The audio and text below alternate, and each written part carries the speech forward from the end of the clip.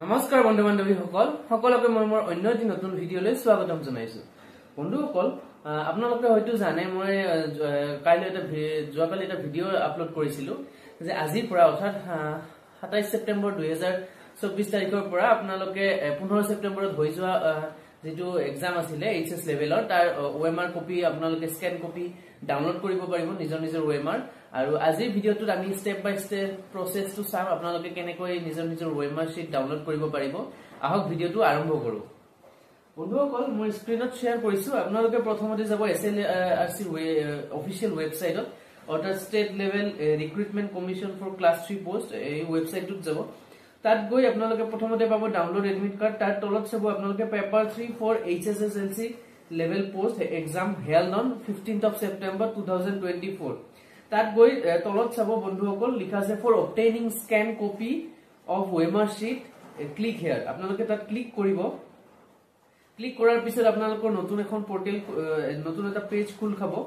আৰু সেই পেজত আপোনালোকে চাও ইয়াত এপ্লিকেশন নাম্বাৰ অৰ পাসওয়াৰ্ড আপোনালোকে দিব লাগিব। আপোনালোকৰ এপ্লিকেশন নাম্বাৰটো আপোনালোকৰ যিখন ফৰ্ম ফিল আপ কৰোতে যিখন ফৰ্ম আছিল তাতে আছে আপোনালোকৰ চাব। আৰু পাসওয়াৰ্ডটো আপোনালোকে তাত ক্লিক কৰিব। আৰু আপোনালোকৰ যদি পাসওয়াৰ্ড মনত নাই তেনেহলে কি কৰিব বন্ধুসকল আপোনালোকে ফৰগেট পাসওয়াৰ্ড বুলি যিটো তলত আছে তাত আপোনালোকে ক্লিক কৰিব। এপ্লিকেশন আইডি এপ্লিকেশন নাম্বাৰ আৰু পাসওয়াৰ্ড এন্টাৰ কৰিব। তাৰ পিছত এনেকুৱা এখন পেজ আপোনালোকৰ খোল খাব। ইয়াত চাওক মই মোৰ যেটো এপ্লিকেশন নাম্বাৰ এখিনি মই ইৰেজ কৰি দিছো।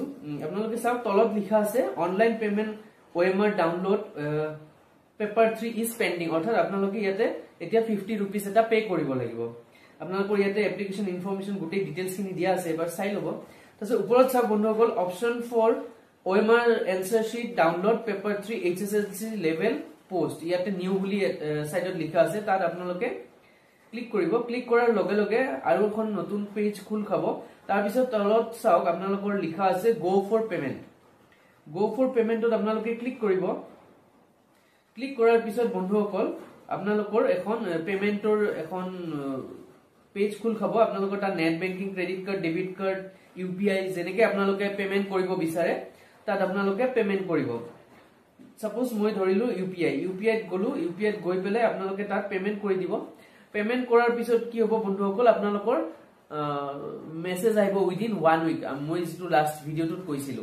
আৰু মেসেজ অহাৰ পিছত বন্ধুসকল আপোনালোকৰ ওএমআৰ খন আপোনালোকে স্ক্যান কপিটো ডাউনলোড কৰিব পাৰিব। গতিকে বন্ধুসকল আজি ভিডিঅটো এইখিনি আছিল। Thank U.